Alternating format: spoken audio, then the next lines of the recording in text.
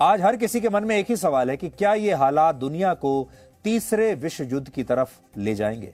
तो इसका जवाब आपको फ्रांस के महान दार्शनिक और एक बहुत ही मशहूर भविष्यवक्ता और ज्योतिषी नॉस्ट्रेडेमस की एक पुस्तक में मिल सकता है। नॉस्ट्रेडेमस ने 16वीं शताब्दी में एक पुस्तक लिखी थी जिसका नाम है द प्रोफेसीज ऑफ नॉस्ट्रेडेमस। इस पुस्तक में उन्होंने कुल मिलाकर 942 भविष्यवाणियां की थी, जिनमें से 70% भविष्यवाणियां बिल्कुल सही और सटीक बैठी हैं। और दुनिया के लिए चिंता की बात यह है कि नॉस्ट्रेडेमस ने इसी पुस्तक में यह भविष्यवाणी की थी कि वर्ष 2023 में तीसरा विश्व युद्ध होगा जो 7 महीनों तक चलेगा। नॉस्ट्रेडेमस द्वारा की गई भविष्यवाणियों की खास बात यह है कि वो सभी एक कविता के रूप में लिखी हुई है। जैसे उन्होंने तीसरे विश्व युद्ध को लेकर अपनी पुस्तक में जो भविष्यवाणी की है कविता के रूप में, वो कविता कैसी लिखी है उसकी पहली लाइन आपको पढ़कर सुनाता हूं। उसमें उन्होंने लिखा है 7 months the great war, people dead of evil doing. Hindi में इसका अर्थ हुआ 7 महीनों का महायुद्ध और बुरे कामों की वजह से मरे लोग।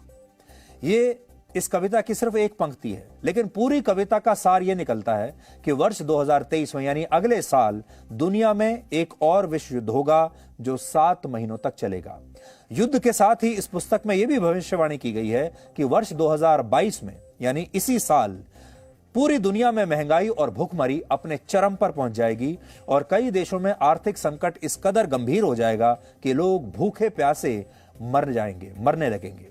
और आज आप देखेंगे तो दुनिया में कई देशों में ऐसे ही हालात या तो बन चुके हैं या बन रहे हैं।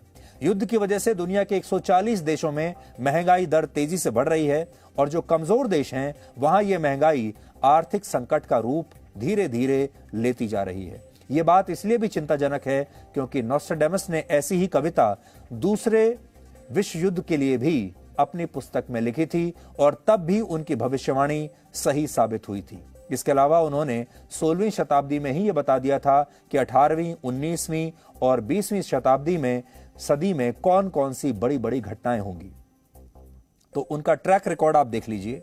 जैसे उन्होंने यह भविष्यवाणी पहले ही कर दी थी कि फ्रांस की क्रांति के बाद नेपोलियन बोनापार्ट का उदय होगा। दूसरे विश्व युद्ध के बाद अमेरिका जापान पर परमाणु हमला करेगा, यह भी उन्होंने पहले ही बता दिया था। वर्ष 1969 में चंद्रमा पर इंसान पहली बार कदम रखेगा और यह इंसान अमेरिका का होगा। यह अमेरिका के नील आर्मस्ट्रांग ने करके दिखाया था। यह भी नॉस्ट्रेडेमस ने पहले ही अपनी भविष्यवाणी में लिख दिया था। और 11 सितंबर 2001 को अमेरिका के वर्ल्ड ट्रेड सेंटर पर एक बहुत बड़ा आतंकवादी हमला होगा। यह भविष्यवाणी भी नॉस्ट्रेडेमस ने 400 वर्ष पहले ही कर दी थी।